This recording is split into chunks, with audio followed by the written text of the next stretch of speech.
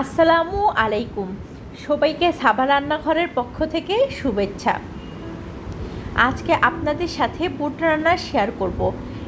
এই বুটটা কিন্তু রান্না করতে খুব বেশি সময় লাগে না, আর ঘরোয়া মশলা দিয়ে রান্নাটি হয়ে যায়, আর খেতেও কিন্তু খুব ভালো লাগে। তাহলে চলুন এই সহজ রেসিপিটি আপনাদের সাথে শেয়ার করি। প্যান গরম হয়ে গেলে আমি পরিমাণ মতো সয়াবিন তেল দিয়ে নিয়েছি।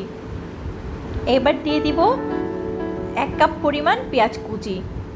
বুটের মধ্যে কিন্তু পেঁয়াজটা একটু মোটা করে কেটে নিলেই খেতে বেশি ভালো লাগে।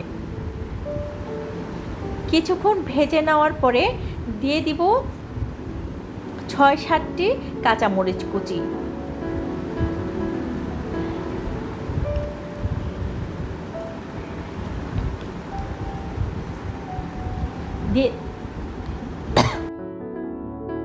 দিয়ে দিচ্ছি স্বাদ মতো লবণ।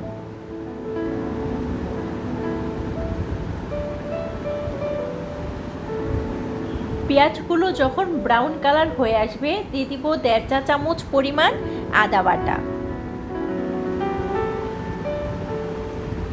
দিয়ে দিচ্ছি 2 চা চামচ পরিমাণ জিরা বাটা। এখানে আমি আর অন্য কোনো মশলা দিব না, আপনারা চাইলে গরম মশলাটা দিতে পারেন, কিন্তু আমার কাছে গরম মশলাটা ছাড়াই খেতে বেশি ভালো লাগে, তাই আমি দেইনি। এখন দিয়ে দিব 1 চা চামচ পরিমাণ হলুদের গুঁড়া। দিয়ে দিচ্ছি 1 চা চামচ পরিমাণ মরিচের গুঁড়া। ঝালটা যার যার প্রয়োজন অনুযায়ী নিয়ে নেবেন।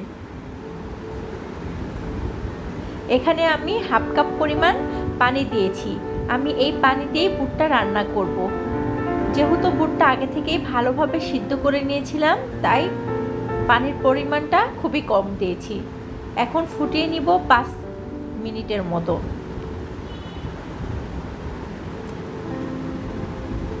আপনারা যদি সেম প্রসেসে রান্নাটি করেন তাহলে খেতে অবশ্যই অনেক ভালো লাগবে।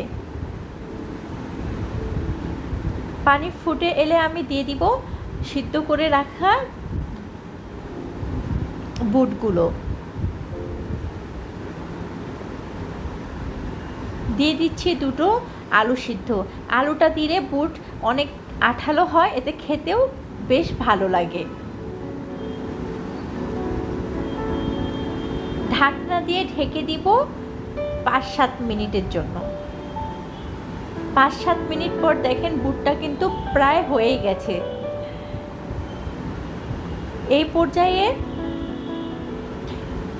ধনে পাতা দিলে খেতে বেশি ভালো লাগে, কিন্তু আমার হাতের কাছে ধনে পাতাটা নাই, তাই আমি দিতে পারিনি। আপনারা চাইলে দিয়ে নিতে পারেন। খুব বেশি ঝরঝরে করা যাবে না, রসালো ভাব থাকতে আমি নামিয়ে নিব। আশা করি আমার এই ভিডিওটি আপনাদের কাছেও অনেক বেশি ভালো লেগেছে।